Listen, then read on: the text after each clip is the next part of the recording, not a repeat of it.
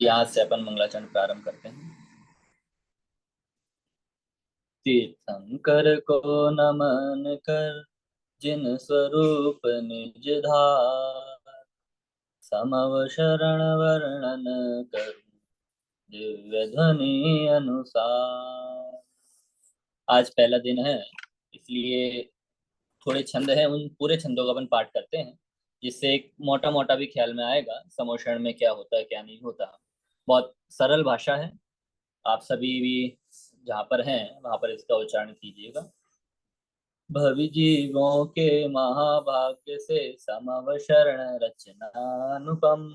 इसका वर्णन करने में गणधर सुरेंद्र भी ना सक्षम। यदि सागर स्याही से पृथ्वी कागज पर करते गुणगान, तो भी समव शरण की महिमा का पूरा ना होए बखान। बस परोक्ष अवलोकन से ही मिलता है आनंद अपार। तो सोचो प्रत्यक्ष दर्श का कैसा हो वह क्षण सुख का। 100 योजन तक रोग शोक दुर्भिक्ष सभी भग जाते हैं। नर तिर्यंच देव सब मिलकर साम्य भाव से आते हैं। कुत्ता बिल्ली सर्प नेवला जो भी शत्रु कहते हैं, तीर्थेश्वर के ही प्रताप से शत्रु मित्र हो जाते हैं। समव शरण में कर प्रवेश दर्शन हेतु जो आते हैं। अंधे बहरे लंगड़े लूले सभी ठीक हो जाते हैं। तीन लोक के रम्य भोग एक कोने में डोला करते। फिर भोगों की महिमा हम क्यों बढ़ चढ़ कर बोला करते। ढाई द्वीप में जहाँ जहाँ भी प्रभु की वाणी खिरती है, सौख्य प्रदायक ज्ञान दीप वह मोह तिमिर को हरती है। ज्ञान प्रकाशक पाप विनाशक आदि प्रभु को करूं नमन। समव शरण के ज्ञान मात्र से हमन मार्ग में करूं गमन। अपनी अल्प बुद्धि बल द्वारा आज कर रहा यह वर्णन। भूल चूक हो जाए अगर तो ज्ञानी करें मार्गदर्शन। महिमा आत्म स्वभाव की जागृत हो रहा। सर्व जीव इस जगत के पाए समकित राम। परम पाठशाला के इस आरंभ शिविर के अंतर्गत अपनी समोषण विषय के ऊपर कक्षा आयोजित हो रही है। समोषण हम सभी ने नाम तो अनेक बार सुने ही होंगे, और ऐसा समोषण नाम है कि जैन समाज में कोई भी व्यक्ति हो, चाहे वो छोटे से छोटा हो बड़े से बड़ा हो, और समोषण नाम ना सुना हो ऐसा हो ही नहीं सकता है। अर्थात समोषण इतना प्रचलित है। आप जरा अपनी आंखें बंद करके देखिए, आपके घर के आसपास या आप कहीं पे तीर्थ क्षेत्र के लिए वंदना करने गए हो, कहीं ना कहीं आपने समोषण अवश्य ही देखा होगा। कि समोषण क्या है, कोई ऐसी रचना नहीं है कि जिसे हम पिक्चरों से तुलना कर सकें, या कोई ऐसी म्यूजियम टाइप होते हैं उससे तुलना कर सकें। अर्थात केवल देखने की चीज नहीं है समोषण। समोषण जब भी हम नाम लेते हैं तो हमारे दिमाग में एक मंदिर सा बना हुआ आता है। उस गोल मंदिर के बीच में एक लंबी सी जगह होती है। उस स्थान के ऊपर भगवान देव विराजमान होते हैं। वहां पर जाकर हम सभी भगवान के दर्शन करते हैं। तो समोषण एक बहुत पवित्र स्थान है, जिसे सुनते ही हमारे हृदय में भगवान का स्मरण हो आता है।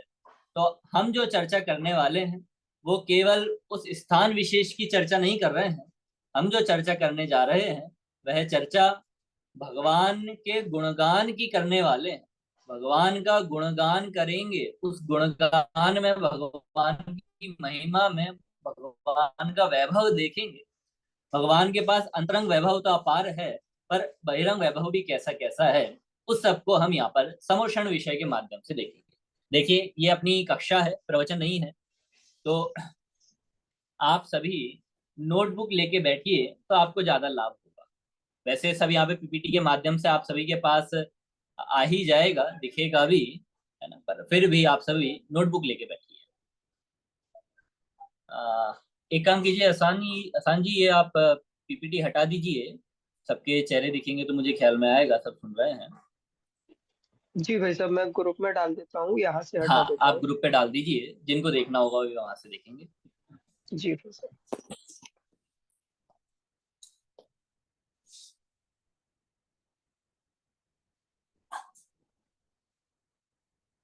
हाँ चलिए, अब दिख रहे हैं मुझे आप पढ़ते हुए।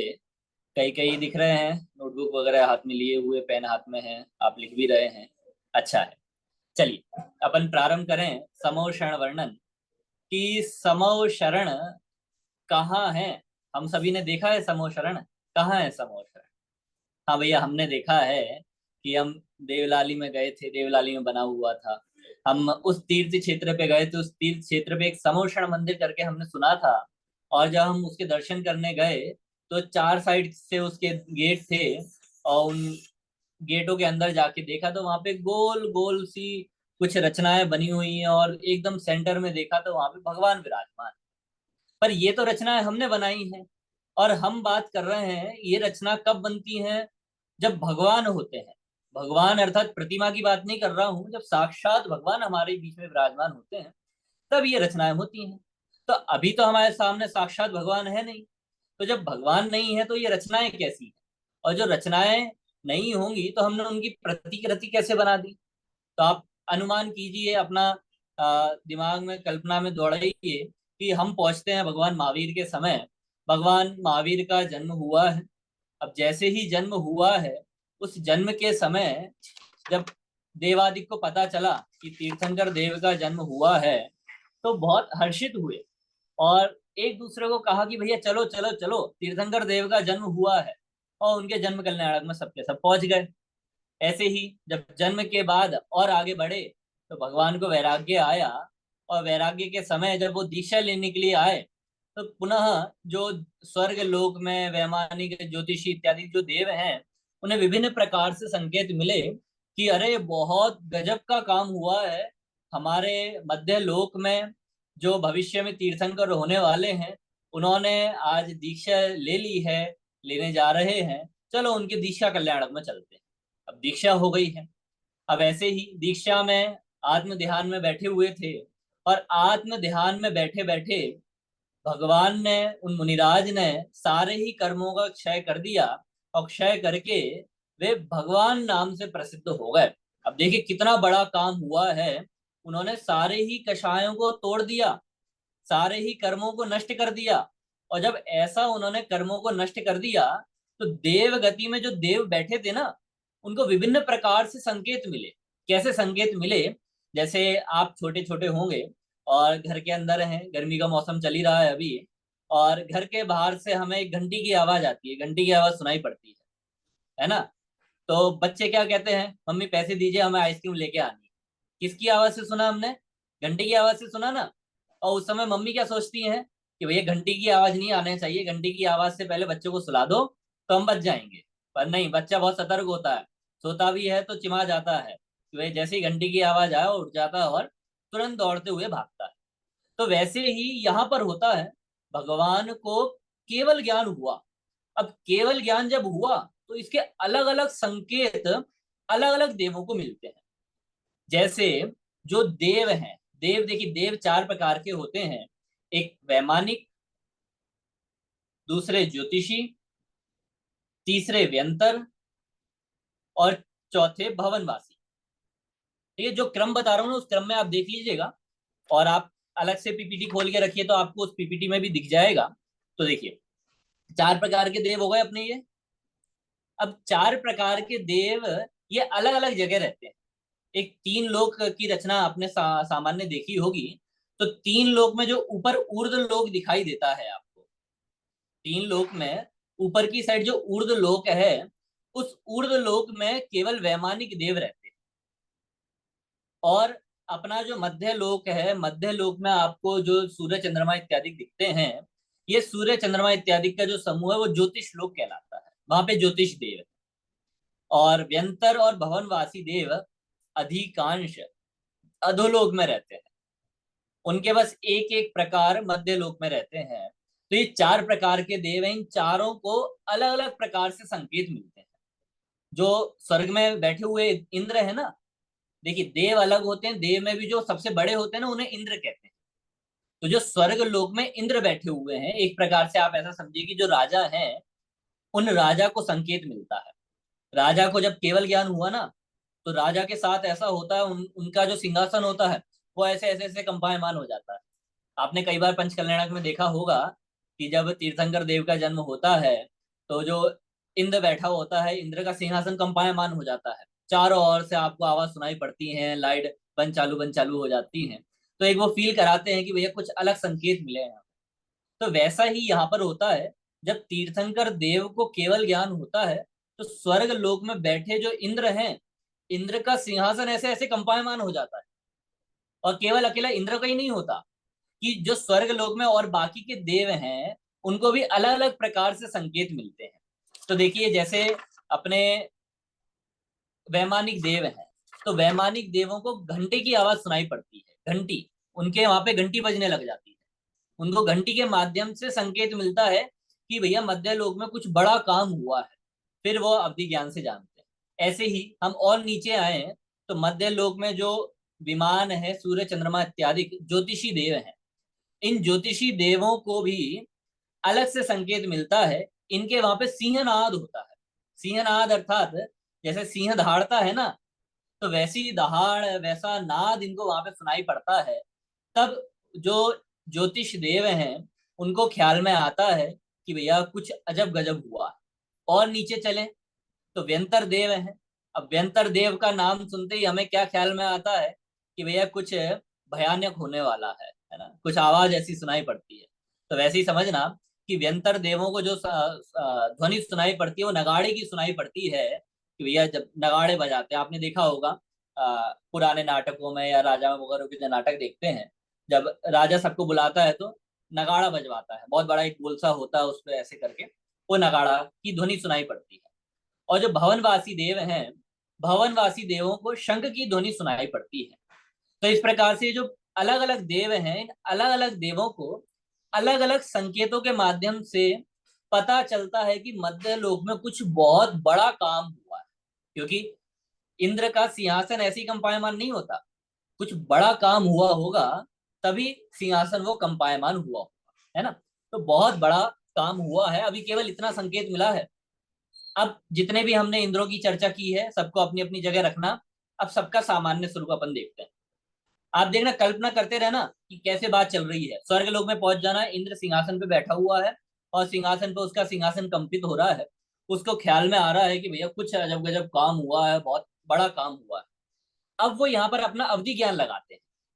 जितने भी देव हैं वो सारे के सारे देव यहाँ पर अपना अवधि ज्ञान लगाते हैं। अवधि ज्ञान एक प्रकार से समझिए कि तीसरी चक्षु है, जो इन आंखों से नहीं दिखती। वो सीधे जान लेती है कि भैया यहाँ पर क्या हुआ। तो देवों ने अपने अवधि ज्ञान से जाना कि भैया मध्य लोक में भगवान महावीर थे। वे मुनि अवस्था में उन्होंने ऐसी साधना की, साधना करते करते उन्होंने सारे कर्मों को नष्ट कर दिया और केवल ज्ञान की प्राप्ति कर ली है। वे भगवान पद को प्राप्त कर लिया है उन्होंने, ऐसा उनको पता चलता है। तो अब जैसे ही पता चला, तो अब जैसे वो सिंहासन पे बैठे, अपने सिंहासन से ऐसे उठते हैं और सिंहासन से 7 हाथ आगे जाते हैं या 7 कदम आगे जाते हैं। 7 कदम समझ गए आप? 7 कदम, कि 1 2 3 4 ऐसे 7 कदम आगे जाते हैं और वहां पर जाके फिर भगवान को ऐसा नमस्कार करते हैं कि जिस दिशा में जैसे भगवान है ना, उस दिशा में जाके नमस्कार करते हैं। देखिए जैसे आप समझिए कि अपने घर की 6 फ्लोर होते हैं, जैसे ग्राउंड फ्लोर है, फर्स्ट फ्लोर है, सेकंड फ्लोर है, थर्ड फ्लोर है, ऐसे अलग अलग अपनी फ्लोर्स है। अब जो भगवान है वो तो मध्य लोक में होंगे, और जो देव हैं, है ना, इंद्र वगैरह हैं, वो तो ऊपर होंगे, स्वर्ग में ऊपर है। तो देव लोक तो ऐसा बड़ा फैला हुआ है, मतलब उनका एरिया ऐसा ज्यादा फैला हुआ है। और जहां पर जितने एरिया में तीर्थंकर हो सकते हैं, उनका एरिया छोटा है। तो अब समझिए कि यहाँ पर जैसे तीर्थंकर देव हैं, ठीक है, और इंद्र है इस साइड, दिख रहा है आपको? इंद्र है इस साइड, तीर्थंकर देव है इस साइड। तो इंद्र यहाँ से इस दिशा में 7 कदम आगे बढ़ के आएंगे और नमस्कार करेंगे। ठीक है। अब मान लीजिए कदाचित इंद्र हुए इस साइड, तो वो इंद्र यहाँ से इस साइड 7 कदम बढ़ते हुए आएंगे और यहाँ पर आके तीर्थंकर देव को नमस्कार करेंगे। ठीक है। तो ऐसे वो तीर्थंकर देव को नमस्कार करते हैं और बाकी अपने पूरे नगर में, उनका जो भी नगर होता है, स्वर्ग वैभव उनकी जो भी आ, राज्य में, एक प्रकार से राज्य ही होता है, जो भी होते हैं वो वहां पर नाद करवा देते हैं कि चलो भैया चलो, मध्य लोक में भगवान महावीर ने केवल ज्ञान प्राप्त कर लिया है, हम सभी चलते हैं उनके केवल ज्ञान की पूजा करने, उनकी स्तुति करने। और बहुत हर्षित होते हुए कहते हैं। और फिर वहीं पर एक कुबेर यम होता है, उसको आज्ञा देते हैं हम सब आते हैं और तुम जब तक एक बहुत बड़े स्थान की रचना करो जिसमें हमें पता चले कि भैया एक बहुत बड़े व्यक्ति हैं, वो बहुत बड़े बड़े व्यक्ति बैठे हुए हैं, उनका वैभव अपार है, और उसमें हम सभी आके भगवान की पूजन करेंगे। जैसे आप सब मानिए ना कि जैसे अब हमारे शिविर वगैरह लगते हैं, तो शिविर वगैरह लगते हैं तो हम उसमें कुछ खास तैयारी करते हैं ना, और उसमें भी यदि कोई विशेष अतिथि वगैरह आता हो तो हम उनके लिए और ज्यादा सतर्क हो जाते हैं कि भाई ये आ रहे हैं, इस रास्ते से आएंगे, इस जगह ये बैठेंगे, इनके आसपास ऐसी ऐसी कुर्सियां होनी चाहिए, सामने ये लोग बैठने चाहिए, ये लोग संचालन करेंगे। अब ये सारी व्यवस्था हम किसे देते हैं? जिस चाय को दे देंगे क्या? नहीं, जिस चाय को नहीं देंगे। ये व्यवस्था हम उन्हें ही देंगे जो इसके योग्य होंगे, मतलब जो उस व्यवस्था को कर सकेंगे, उसको हम व्यवस्था देते हैं। वैसे ही इंद्र अपने यम, 4 प्रकार के यम होते हैं, उसमें से कुबेर भी होता है, लोकपाल। तो कुबेर लोकपाल को वो आज्ञा देते हैं, हे कुबेर, तुम्हारे महाभाग्य जागे हैं कि तुम्हें ऐसे महापुरुष के वैभव को दिखलाने का अवसर मिला है। तो जल्दी जाओ और जाते जाकर उन दिव्य पुरुष की, महापुरुष के उस विशाल वैभव की संरचना करो। कुबेर भी बहुत हर्षित हो जाता है अंदर ही अंदर कि भैया इतना बड़ा काम, इतने सारे देव हैं, उन सारे देवों में से केवल मेरे को ही इन्होंने कहा है, तो वो भी अपने आप में हर्षित हो गया। जैसे अपन सभी पढ़ते ही हैं प्रक्षाल पाठ में, आप सभी को याद भी होगा, तब इंद्र जान्यो अवधि ते उठी सुरन युत वंदत भयो, तुम पुण्य को प्रेर्यो हरि वे मुदित धनपति सो कयो, अब वेगी जाय रचो समवस्रति सफल सुर पद को कर्यो। आपको अर्थ भी ख्याल में आया होगा? ख्याल में आया कहाँ बोलते हैं आप सभी? प्रक्षाल पाठ है ना, उसमें अलग अलग बीच में मंत्र नहीं हो, पूरा इकट्ठा लंबा केवल ज्ञान हुआ, केवल ज्ञान होते ही वहां पे आके गई। इंद्र कहता है भैया कुबेर अब जाओ तुम और अपने सुरपद, अर्थात ये जो तुम्हें देव पद मिला है, देव पर्याय मिली है, इसको सार्थक करो, उनके विशाल वैभव की रचना करो। कुबेर जाते हैं और जाते ही साथ अंतर मुहूर्त मात्र में इतने बड़े वैभव की रचना कर देते हैं। उस वैभव का नाम है समव शरण। क्या नाम है उस वैभव का? नाम समव शरण। और आप सभी प्रश्न भी पूछ सकते हैं, है ना? आप आपको प्रश्न पूछना हो तो आसान जी और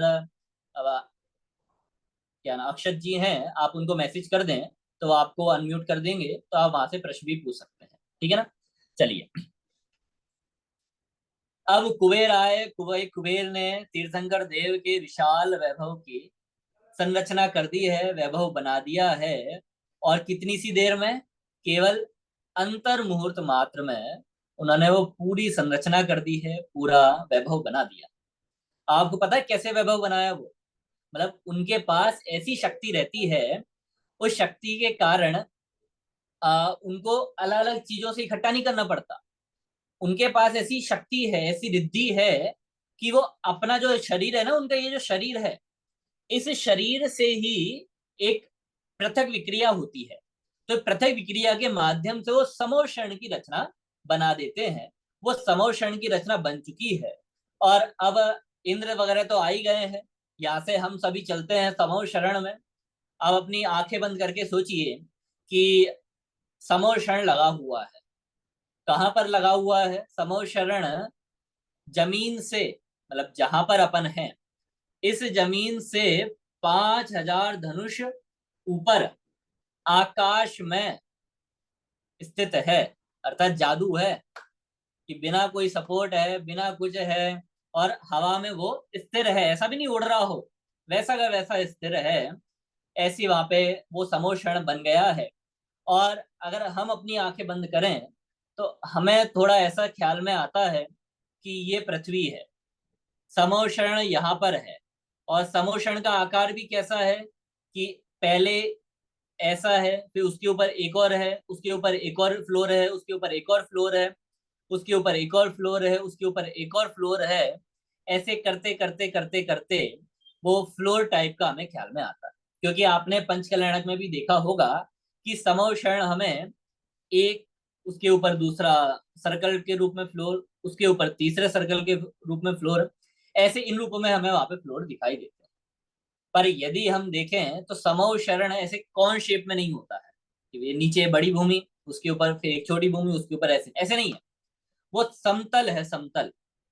कि जैसे अपना घर होता है ना, जैसे एक ही फ्लोर है अपनी, तो एक ही फ्लोर में एक कमरा, उसके बाजू में दूसरा कमरा, उसके बाजू में आंगन, उसके बाजू में दूसरा कमरा, उसके बाजू में किचन, फिर स्टोर, मतलब एक ही लेवल पे सबके सब होते हैं।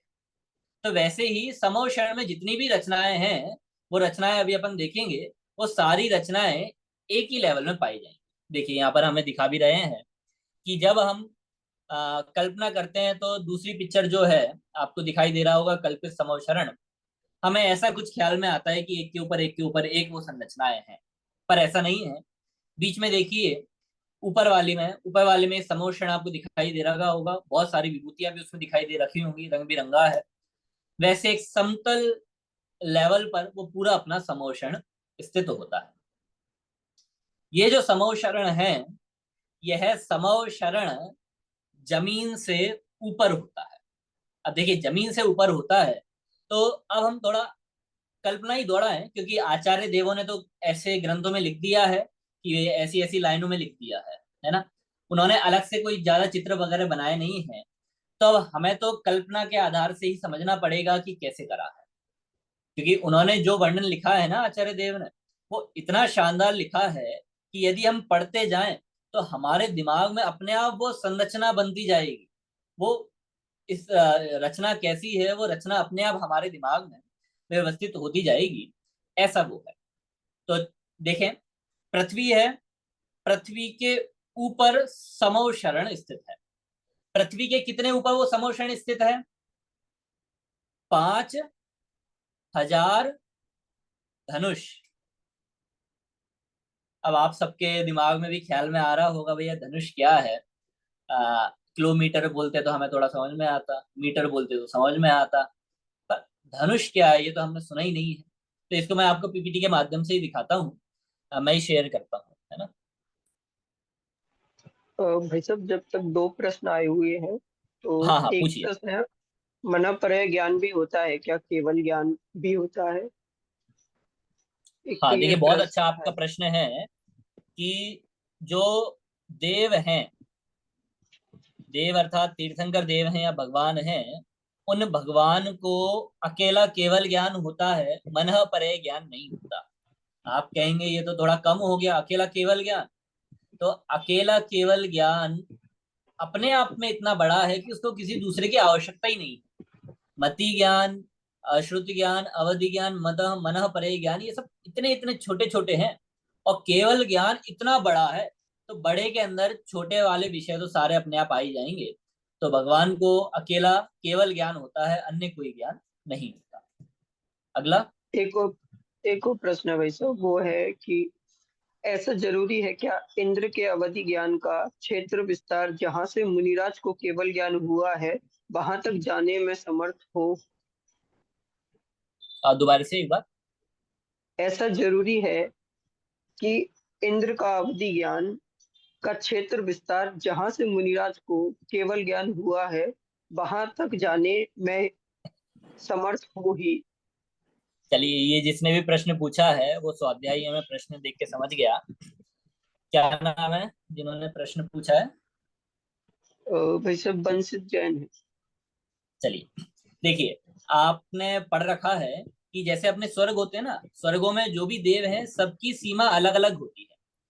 जैसे कि हम सभी कूदते तो हैं ही, पर कूदने में सबका अंतर होता है। एक एक साल का बच्चा है, यदि वो थोड़ा कूदे तो थोड़ा सा ही कूद पाएगा, ज्यादा नहीं कूद पाएगा, है ना। उससे थोड़ा बड़ा है तो थोड़ा ज्यादा कूद सकता है ना। उससे थोड़ा बड़ा है तो थोड़ा और ज्यादा कूद सकता है। और इसमें भी और ऊपर ऊपर जाते जाएं तो जो एथलेटिक्स होते हैं वो थोड़ा और ज्यादा ऊपर तक कूद सकते हैं। मतलब सबके कूदने में अंतर है। वैसे ही अवधि ज्ञान में भी ऐसे ही है कि जो देव इत्यादि हैं, देवों के अवधि ज्ञान की सीमा अलग अलग, सीमा अलग अलग है। इसका मतलब है, स्क्रीन आप सभी को दिखाई दे रही है ना। देखिए, जैसे ये आप, मैंने लाल डॉट बनाया है यहाँ पर देव खड़ा हुआ है, ठीक है। हो सकता है कोई देव केवल इतने ही एरिया को जाने, हो सकता है कोई देव इतने एरिया को जाने, ठीक है। हो सकता है कोई देव इतने एरिया को जाने, हो सकता है कोई देव इतने एरिया को जाने। मतलब सबकी सीमा अलग अलग है। तो आपका प्रश्न ये है कि ऐसा जरूरी है क्या कि जहां पर वे मुनिराज स्थित थे वहां तक देव आदि जाने ही जाने। हाँ, तो इसमें आप ऐसा समझिए कि जो जहां पर मुनिराज स्थित हैं और जिन्हें संकेत मिल रहा है, उनकी मर्यादा, उनकी सीमा, उनका क्षेत्र की लिमिट इतनी है कि उस लिमिट के अंदर वे मुनिराज स्थित होंगे ही होंगे। ठीक है।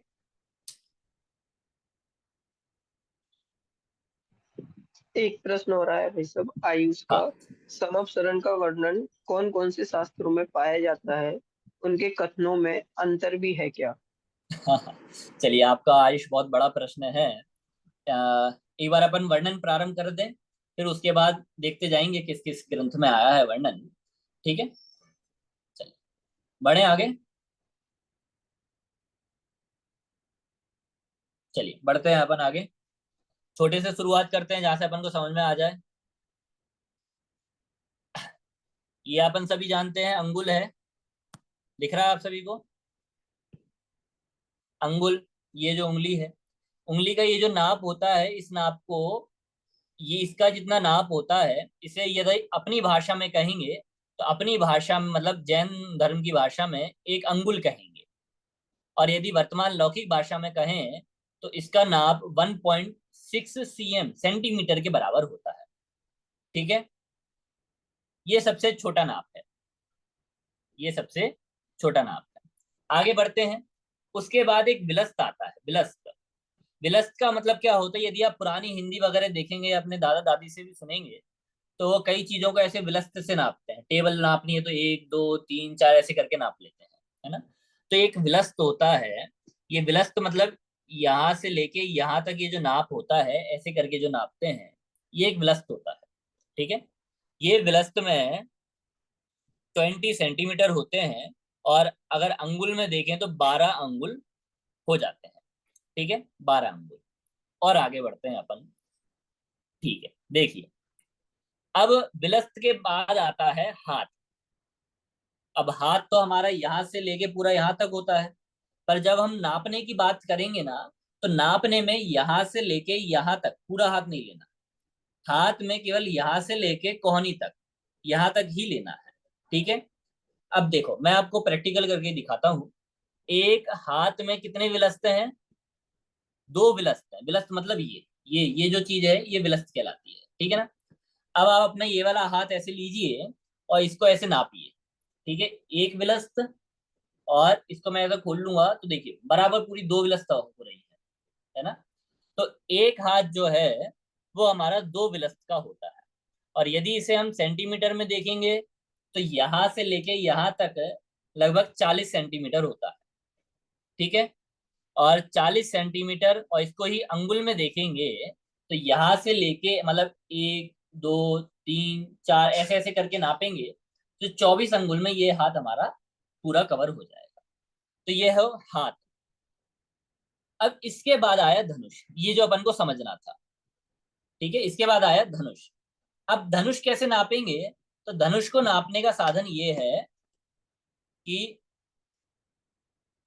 देखिए, धनुष को नापने का साधन ये है कि अभी जो हमारा यहां से लेके यहां तक ये हाथ बना था, ठीक है, यहां से लेके यहां तक ऐसा हाथ बना था, ऐसे हमें चार हाथ जोड़ने हैं। तो आपको यहाँ पे दिख भी रहा होगा, है ना, ये एक, दो, तीन और चार, ये चार हाथ हो गए। अब आपने कभी सुना होगा हमारा शरीर साढ़े साढ़े तीन हाथ का होता है। तो आप नाप के देखना, प्रैक्टिकल करके देखना घर पर, कि आप खड़े हो जाना दीवार के बाजू में और अपने हाथ का नाप ले लेना, और इस हाथ के तीन हाथ करना और चौथे हाथ का आधा हाथ करना, उतना अपना शरीर बड़ा होता है, ठीक है ना, उतना अपना शरीर बड़ा होता है। तो ऐसा ये हमारा जो शरीर है वो साढ़े तीन हाथ का होता है। पर एक धनुष में कितने हाथ होते हैं? एक धनुष में चार हाथ होते हैं। अर्थात हमारा ये जो शरीर है ये एक धनुष से कम है, ठीक है। अब इसी को यदि हम विलस्त में देखेंगे तो आठ विलस्त हो जाएंगे एक धनुष में। यदि एक धनुष में अंगुल को देखेंगे तो 96 अंगुल हो जाएंगे। और यदि एक धनुष में सेंटीमीटर को देखेंगे तो 160 सेंटीमीटर हो जाएंगे। और यदि एक धनुष में मीटर को देखेंगे तो एक धनुष में 1.6 मीटर हो जाएंगे, ठीक है। मतलब जिसमें आपको आसानी पड़े उस नाप को आप यहाँ से समझ लीजिए, हमने आपको सारे दे दिए हैं, बस समझ में आना चाहिए, वो मुख्य है। यहाँ पर एक मिसप्रिंट है, यहाँ पे सी हटा लीजिएगा, ये एम आएगा अकेला, है ना, 1.6 मीटर है, इतना आ रहा है ख्याल में। धनुष, एक धनुष, एक धनुष में कितने मीटर हो गए? 6 1.6 मीटर। मीटर एक धनुष में हो गए हैं। अब आप कैलकुलेटर कैलकुलेटर होगा आपके पास, और आप कैलकुलेट करके मुझे बताइएगा कि हमारे पास एक धनुष में 1.6 मीटर है, और भगवान का समव शरण पृथ्वी से 5,000 धनुष ऊपर है, ठीक है। तो अब आप बताइए कि ये जो इसका आंसर आएगा, यदि हम उसे मीटर में या किलोमीटर में देखेंगे तो कितना ऊपर होगा वो किलोमीटर? चलिए, आपको थोड़ा कठिन पड़ रहा होगा, थोड़ा और आसान कर देता हूं और आगे बढ़ता हूं, ठीक है। अभी हमने एक धनुष में देखा, उसके आगे बढ़ते हैं। एक धनुष था, अब एक धनुष के बाद 1,000 धनुष, 1,000 धनुष में 1.6 किलोमीटर होते हैं। 1,000 धनुष में 1.6 किलोमीटर होते हैं, ठीक है। तो हमारे पास कितने धनुष हैं? 5,000। तो 1.6 किलोमीटर को आप 5 से मल्टीप्लाई कर देंगे तो क्या आंसर आएगा? बोलिए जल्दी से।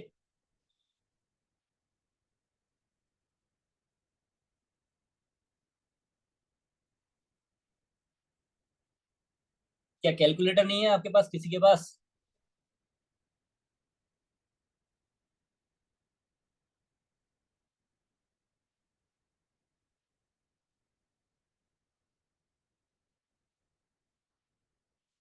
नहीं आ रही आवाज मेरे को। चलिए, मैं ही बता देता हूँ। मैसेज आए हैं क्या चैट? अच्छा चलिए, आ गए हैं, मैं नहीं देख पाया था, ठीक है। हाँ, लगभग 8 किलोमीटर, है ना। जैसे अपन यहाँ पे देख लेते हैं, 2,000 धनुष में 3.2 किलोमीटर, तो चार, है ना, 4,000 धनुष में हमारे हो जाएंगे 6.4 किलोमीटर। अब 1,000 धनुष बचा, उसमें हम 1.6 और जोड़ दें, तो 6.4 में 1.6 जोड़ेंगे तो हमारे पास आंसर आ जाएगा 8। तो 8 किलोमीटर ऊपर भगवान विराजमान है। अब इसका अनुमान भी मैं बता रहा हूं कैसे लगाओ आप। कि 8,008 किलोमीटर ऊपर। तो आप जिस जिस एरिया में रहते हैं, उस एरिया में आप सोचें कि भैया हमारे घर से हमारा स्कूल कितनी दूर है, या ये मार्केट कितनी दूर है। तो उतनी दूर जब हम ऐसे में चल रहे हैं, उतना ही दूर हमें ऊपर की साइड चलना है। उतना ही जब हम ऊपर की साइड चलेंगे, तो उतने ऊपर जाके हमें वह समो शरण, जहां पर वो अनेक प्रकार की रचनाएं हैं, वो दिखलाई देने वाला है। बहुत गजब है। आप तो ऐसा प्रसन्न होइए कि हम भले ही साक्षात बहुत बार गए होंगे, पर अभी वर्तमान में आगम के माध्यम से हमें वो देखने को मिल रहा है। हमारा बहुत सौभाग्य है कि हम उस समूह शरण में पहुंचने वाले हैं। अभी पहुंचे नहीं हैं, क्योंकि अभी सीढ़ी चढ़ना बाकी है, अभी हमने शुरुआत नहीं की है।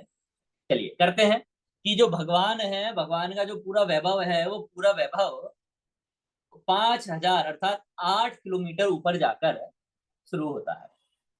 तो अब क्या है कि उसके नीचे वो एकदम खाली है क्या? मतलब जैसे ये हमारी भूमि हो गई है ना, यही समझ लीजिए, है ना। जैसे ये हमारी भूमि हो गई है, ये हमारी भूमि है, और ये हमारा समोशरण है। तो यहां से लेके ये हमारा 5,000 धनुष ऊपर है। तो इसके बीच में ये जो एरिया है, ये एरिया पूरा खाली है, ऐसा है क्या? या यहाँ पर कुछ और भी है? क्या है, कैसा होगा? तो अभी हमें तो ऐसे ही लगता है, क्योंकि जितना हमने सुन रखा है, उससे यदि हम थोड़ा बहुत अनुमान करें, तो अनुमान से हमें यही ख्याल में आता है कि इतना पूरा गैप होगा, और ऊपर जाकर अचानक 5,000 धनुष ऊपर जाकर वो हमारा समोषण आ जाएगा। तो ऐसा नहीं है। देखिए, मैं दोनों कथन इसलिए बोल रहा हूँ क्योंकि कई कथन ऐसे हैं जो हमने सुन रखे हैं, पर आगम में पढ़े हैं तो हमें कुछ और मिलता है। इसलिए मैं दोनों कथन को दोहराते हुए सही क्या है और गलत क्या है वो बता रहा हूँ। ठीक है, आगम प्रमाण भी सब बताते हुए चलूंगा मैं। देखिए, क्या है कि ये जो समव शरण है ना, समव शरण का एक बेस होता है। आप कोई भी चीज लीजिए, कि जैसे ये मोबाइल है, आपको मोबाइल दिख रहा है, मोबाइल के ये ऊपर का है फ्लोर। अब इसका इतना मोटा बेस है, बेस तो है ही ना, इसका इतना मोटा है। यदि हम कोई दूसरी चीज ले लें, तो उसका हो सकता है इससे ज्यादा मोटा हो, इससे कम मोटा हो, पर उसकी कुछ ना कुछ मोटाई तो अवश्य होगी ना। तो वैसे ही हमारा ये जो यहाँ पर समोशरण है, ये समोशरण में सारी रचनाएं तो इस जगह से शुरू हो रही हैं, इस जगह से ये सारी रचनाएं हमारी शुरू हो रही हैं। पर इसके नीचे जो इसका बेस है, इसके नीचे जो इसका बेस है, वह बेस 5,000 धनुष मोटा है। देखिए, और जूम करता हूं मैं। ये आप समझिए कि ये हमारी, यहाँ पर हम सभी रहते हैं, ये हमारी भूमि है, सफेद सफेद जितनी दिखाई दे रही है। ठीक है ना। और इसके बाद ये वाला जो एरिया है, यहाँ से समो शरण का ऊपर का लेवल शुरू होता है, मतलब जहाँ पे वो सारी संरचनाएं जहाँ पे खड़े होते हैं, वो वाला है। पर इसके बीच में आपको यहाँ पर ये नीले नीला सा भी ये दिख रहा है, ये नीला नीला कलर, है ना। ये इसकी मोटाई है, जो समो शरण है ना, उस समो शरण की मोटाई। तो ये मोटाई कितनी है? ये मोटाई है 5,000 धनुष। आप सोचो, मतलब वो समो शरण की मोटाई कितनी? उस समो शरण की मोटाई है 5,000 धनुष। तो आपके मन में प्रश्न हो भी सकता है कि आपने बोला कि समोषण में तो अधर में है, हवा में है, और सामान्यता समोषण 5,000 धनुष ऊपर है, और 5,000 धनुष ही उसका बेस हो गया। तो एक प्रकार से वह समोषण जमीन पर ही टिका हुआ हो गया ना, क्योंकि बेस तो उसका जमीन पर ही है। तो उसका बेस जमीन से थोड़ा ऊपर है। ये जो बेस है ना, ये वाला जो आपको नीले कलर का बेस दिखाई दे रहा है, ये वाला बेस जमीन से ऊपर है। ठीक है, कितना ऊपर है? ये जो बेस है ना, और ये जो जमीन है, इन दोनों के बीच में एक हाथ, एक हाथ का अंतर है। एक हाथ आप समझ गए, दो बिलस्त, मतलब यहां से लेके यहां तक, इतना इतना गैप है। तो गैप होता है, चाहे वो एक हाथ का हो, एक धनुष का हो, एक योजन का हो, कितना भी हो। अधर तो अधर कहलाता है, हवा तो हवा में ही कहलाता है। वह समोषण हवा में है, कितना? एक हाथ। ऐसा कहाँ आया है? तो हरिवंश पुराण है, हरिवंश पुराण में 57वें नंबर का सर्ग है। ठीक है, 57वें नंबर का सर्ग है, उस सर्ग में छंद देख लीजिएगा, पांचवा या छठवा छंद है, उसमें लिखा है प्रमा उच्छृष्ट करके वहां पे शब्द दिया है।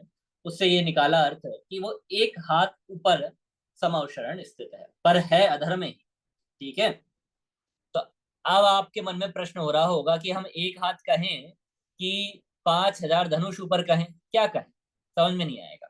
तो देखो, हमारा तो स्यादवादी धर्म है, हम तो कुछ भी कह सकते हैं। तो आप एक हाथ ऊपर कहेंगे तो भी सही है, यदि आप 5,000 धनुष ऊपर कहेंगे तो भी सही है। विवक्षा समझ लीजिए कैसे है। देखिए, विवक्षा ऐसी, यदि हमने एक हाथ ऊपर कहा तो आप समझिएगा कि ये जो समौशरण है, ये समौशरण की ये वाली भूमि इस भूमि से एक हाथ ऊपर है, ऐसा समझ लीजिएगा। और जब हम ऐसा कहें कि ये जो समौशरण है पृथ्वी से 5,000 धनुष ऊपर है, तो समौशरण में जो विभिन्न प्रकार की आकृतियां बनी हुई है ना, विभिन्न प्रकार की संरचनाएं हैं, वो सारी संरचनाएं जमीन से 5,000 धनुष ऊपर है। भले बेस उसका एक हाथ धनुष ऊपर से शुरू हो गया हो, पर वो सारी रचनाएं 5,000 धनुष ऊपर जाकर प्रारंभ होती हैं। और उसकी जो सीढ़ियां हैं, क्योंकि हमें ऊपर तक तो जाना है ना यहाँ तक, और संरचना तो यहाँ से शुरू हो गई, तो सीढ़ियों के माध्यम से जाना पड़ेगा। तो ये सीढ़ियां हैं। तो आज हमने केवल समौषण के बारे में सामान्य देखा, समौषण कैसा है, कि उसकी रचना कौन करता है, और रचना होने से पहले किसको कैसे कैसे संकेत मिलते हैं, वह समौषण कितना ऊपर है। अब कल हम इस समूह शरण में प्रवेश करेंगे। देखिए, देखने में कितना मजेदार दिख रहा है। अभी तो हम ऊपर से देख रहे हैं, कितनी सारे संरचनाएं हैं, कितने सारे वैभव हैं, बहुत विभिन्न प्रकार की मणियों से बना हुआ है, अलग से ही चमचमाता हुआ ये समूह शरण में दिखाई दे रहा है। अब जब कल हम इसमें सीढ़ियों से प्रवेश करेंगे और इस भूमि में जाएंगे, इस भूमि में जाएंगे, इस भूमि में जाएंगे, एक एक भूमि घूम के देखेंगे, तो एक विशेष ही आनंद आएगा। आप सभी उस आनंद को बरकरार रखते हुए कल उत्साह के साथ पूरे मनोयोग से आए और देखें कि अब हम आगे कैसे घूमने वाले हैं, वो सब हम कल देखेंगे। अभी आप में से किसी को कोई प्रश्न हो तो आप सब पूछ सकते हैं। हाँ।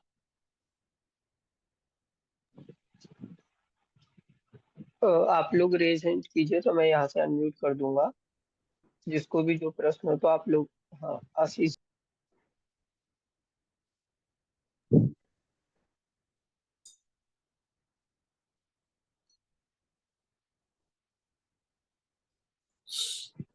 आशीष जी, आपका रिक्वेस्ट आ रहा होगा। हाँ हाँ, मेरा क्वेश्चन ये था, जैसे वो ये कि समूह शरण का पृथ्वी से एक हाथ एक हाथ ऊपर है बेस स्टार्ट, जी जी जी। और हम दूसरी तरफ से कह रहे हैं कि पृथ्वी से 5,000 धनुष ऊपर है। तो वो जो 5,000 धनुष ऊपर है, वो पृथ्वी से ही 5,000 धनुष ऊंचा है या 5,000 प्लस एक हाथ ऊंचा है? बहुत बढ़िया है, मतलब बहुत अच्छी तरीके से आप सुन रहे हैं, पता चल रहा है। तो देखिए, सामान्य कथन तो यही कहने में आएगा कि 5,000 धनुष ऊपर है ना। पर यदि हम गहराई में जाके देखेंगे तो हम यही कहेंगे कि 5,000 प्लस एक हाथ ऊपर, एक हाथ ऊंचा है। क्योंकि वो 5,000 धनुष के सामने एक हाथ है नहीं एक ना। हाथ कुछ नहीं है। तो इसलिए वो मोटा मोटा 5,000 धनुष कह दिया जाता है, पर यदि ठीक है, सूक्ष्मता से देखें तो उतना होगा। बहुत ठीक सही, बहुत बढ़िया। संकेत जी, आपके पास रिक्वेस्ट आई होगी। पंडित जी, जो आपने ये बोला है कि एक धनुष 1.160 सेंटीमीटर है, वो हर दूसरे लोगों के लिए दूसरा दूसरा ही होगा, ऐसा नहीं है कि एक ही संख्या है? बहुत बढ़िया। संकेत कहाँ से हो आप? बैंगलोर से पंडित अच्छा, जी। बेंगलोर से। देखिए, बहुत अच्छा इन्होंने प्रश्न पूछा। इनका कहना ऐसा है कि हमारी जैसे एक ही उंगली है, अब मेरे हाथ छोटे हैं तो मेरी छोटी होगी, संकेत का हाथ और छोटे हैं तो उसकी उंगली और छोटी होगी, तो उसका एक अंगुल और छोटा हो जाएगा, है ना। और कोई और दूसरे होंगे, उनका उंगली मोटी है तो उनका अंगुल बड़ा हो जाएगा। तो इनका प्रश्न ऐसा है कि वो तो सबके हिसाब से अलग अलग हो जाएगा। तो इसमें आप ऐसा समझिए कि अभी जो हम बात कर रहे हैं, ये आत्मांगुल के हिसाब से बात कर रहे हैं। अर्थात एक आत्मांगुल मतलब सबका अपना अपना चलता है, इसलिए मैंने, आपने सुना होगा, मैंने लगभग शब्द बोला था, है ना। और लगभग में ज्यादा अंतर नहीं पड़ता है, थोड़ा सा ही अंतर पड़ता है। पर जब ऐसी चीजों की बात करते हैं ना हम, तो उसमें हम उच्छेद आंगुल का भी प्रयोग करते हैं। अब बहुत सारी चीजें उलझ से जाएंगे, सामान्य बता देता हूँ। एक प्रमाणांगुल होता है, एक उच्छेदांगुल होता है, एक आत्मांगुल होता है। ठीक है। प्रथम चक्रवर्ती का जो होता है उसे प्रमाणांगुल कहते हैं, और जो अंत में आते आते अंतिम चक्रवर्ती तक क्या रह जाता है, उनका जो अंगुल होता है उसे उच्छेदांगुल कहते हैं, है ना। और जो हम सभी का अंगुल होता है वो आत्मांगुल होता है। और जब मैं इसमें पढ़ रहा था तो मैंने भी बहुत इधर से उधर दिमाग लगाया, तो आखिरी में जाके यही आया ख्याल में कि अभी वर्तमान में जो हमारा आत्मांगुल है और जो उच्छेदांगुल है वो लगभग लगभग बराबर था। ठीक है। तो इसलिए उच्छेदांगुल और आत्मांगुल के प्रयोग करने में कोई समस्या ज्यादा नहीं है, पर आगे जाके और अंतर पड़ता जाएगा। पर अभी वर्तमान में उतना उच्छेदांगुल में और आत्मांगुल में ज्यादा अंतर नहीं पड़ता है, ऐसा। ठीक है समझे, बहुत बढ़िया। लव जी, आपको रिक्वेस्ट आ रहा होगा, आप अनम्यूट कर सकते हैं। जय जय जिनेन्द्र भैया जी। जय जिनेन्द्र। मेरा क्वेश्चन ये था कि कल जो हम स्टेट्स के बारे में पढ़ेंगे, जो समोशरण की है, तो वो आप 5,000 धनुष नीचे से स्टार्ट करेंगे अपन की ऊपर से स्टार्ट करेंगे? मतलब वो जो ब्लू वाला एरिया है उसमें भी स्टेट्स आएगी क्या? हाँ हाँ हाँ, चलिए वो तो हम कल पढ़ेंगे, तो कल बात करेंगे कि हमें नीचे से प्रारंभ करना है कि ऊपर से प्रारंभ करना है। थोड़ी जिज्ञासा बना के रखिए, जिससे कल और आनंद के साथ आपको सुनने को मिलेगा। उसको हम कल ही देखेंगे, है ना। बहुत अच्छा प्रश्न है लब्बी जी आपका, कल देखते हैं वो।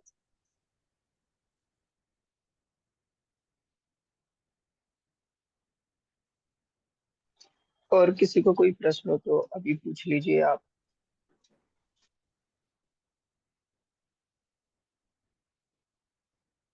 चलिए। आसिफ जी आपके पास रिक्वेस्ट आई होगी, पूछ सकते हैं। भैया अभी आपने ये 3 अंगुल बताए हैं, एक बार हम्म। ये दोबारा से बता दीजिए, प्रमाणांगुल और दूसरा क्या बताया था? प्रमाणांगुल, उच्छेदांगुल, उच्छेद अंगुल, उच्छेद अंगुल और आत्मा। उच्छेद हाँ, उच्छेद उच्छेद। उच्छेद उच्छेद, उ आधा ता, सा हाँ, एक ही मात्रा और ध, अच्छा उच्छेद। ठीक है। तो जैसे हम जो ये झारी वगैरह का नाप वगैरह पढ़ते हैं, इनका नाप कितना होना चाहिए, ये सारे उच्छेदांगुल में भी आ जाते हैं। मतलब इनका सब अलग अलग है, वो अलग ही चैप्टर है। तो सामान्य आप अभी इतना समझ लीजिए, प्रमाणांगुल, उच्छेदांगुल और उच्छेदांगुल, आत्मा। आत्मांगुल, ठीक है।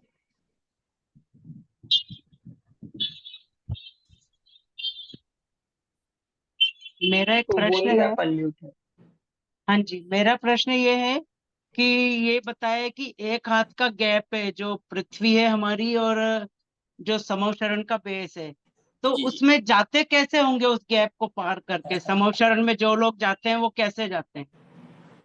देखिए बहुत अच्छा प्रश्न है, मैं इंतजार कर रहा था ये प्रश्न कोई पूछे। आ, वो साधारण सा ऐसा लगता है नहीं कि भैया एक हाथ ऊपर है, और हमारा कितना, हमारा तो 3.5 हाथ का शरीर है। जी तब समोषण आता भी होगा तो कैसे आता होगा, मतलब हम उसमें टकरा जाएंगे।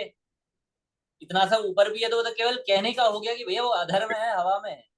और हमारे घर इतने बड़े बड़े होते हैं, तो समोषण आएगा तो हमें तो और आपत्तिजनक बात है कि वह समोषण आएगा तो हमारे घर टूट जाएंगे। तो हम तो यही भावना करेंगे नहीं आए, तो ऐसा नहीं है कि विक्रिया रिद्धि है। तो विक्रिया रिद्धि के माध्यम से वो समोषण रहता तो है, पर नुकसान नहीं पहुंचाता। जैसे आपने विष्णु कुमार मुनिराज का उदाहरण सुना होगा, और विष्णु कुमार मुनिराज ने अपना पूरा अपने 3 कदम में या 2 कदम में पूरे 2.5 दीप को नाप लिया था। पर इसका मतलब ये तो नहीं पूरा 2.5 दीप तहस नहस हो गया हो, है ना। और अपना हाथ ऐसे फैला के देखा तो सुमेरु पर्वत तक गया, तो इसका ये नहीं कि भैया सारे पर्वतों में छेद होता हुआ चला गया। तो रिद्धि ऐसी है कि उनमें कोई किसी को कष्ट नहीं होता है, वो सब एडजस्ट हो जाता है, ऐसी रिद्धि है। और जब हम चढ़ते हैं तो सीढ़ियों से चढ़ते हुए ऊपर जाएंगे, तो फिर वो कल देखते हैं अपन विशेष, है ना? बहुत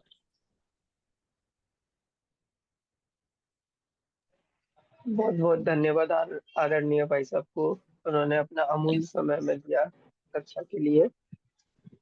और आप सभी ने जो भी नोट्स बनाए हैं आप ग्रुप पर डाल सकते हैं, हाँ। और जो भी और साथ प्रश्न ही हो आप आप ग्रुप प्रश्न पर। अवश्य लिखें।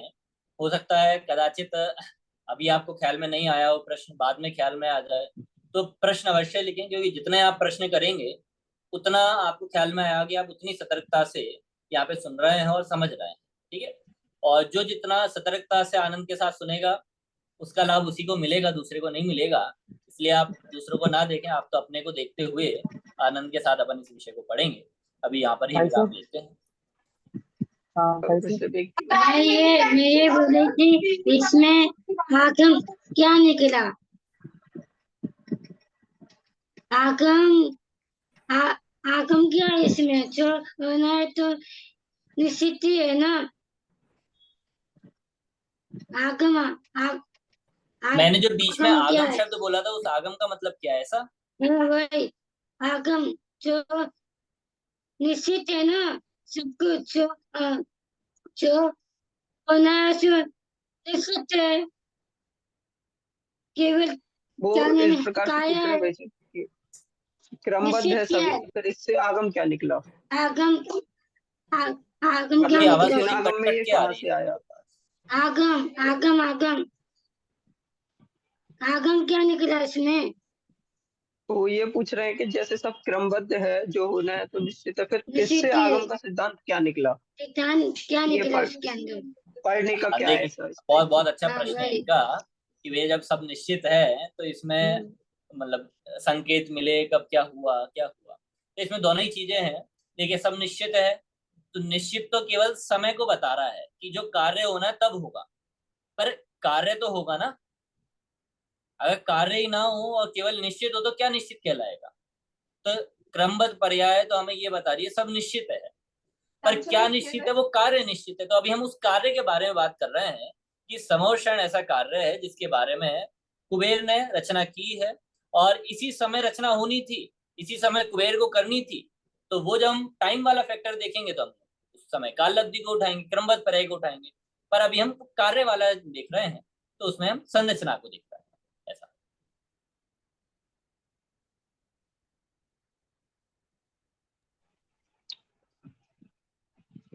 किसी को और कोई प्रश्न हो तो आप प्रेजेंट कीजिए, वरना फिर मीटिंग एंड करते हैं।